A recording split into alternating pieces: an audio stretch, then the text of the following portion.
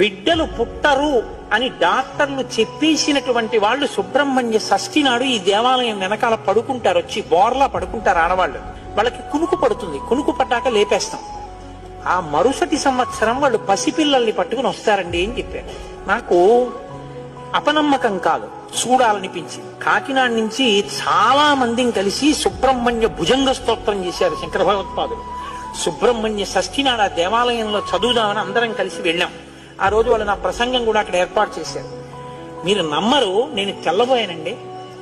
ఎంతంత సంపన్న కుటుంబాల వాళ్ళు బిడ్డలు పుట్టరు అని బెంగ పెట్టుకున్న తల్లులు సంటి పిల్లలతో ఎంతో సంతోషంగా వచ్చి ఆయనకి నమస్కారం చేసుకుని, అబద్ధం కాదు, నేను ఎంతో మందిని అక్కడ అడిగాను, ఏమమ్మా మీకు ఈయన వలనే కలిగిందా సంతానం అని. ఖచ్చితంగా మేము ఆయన వలనే ఈ అనుగ్రహాన్ని పొందామని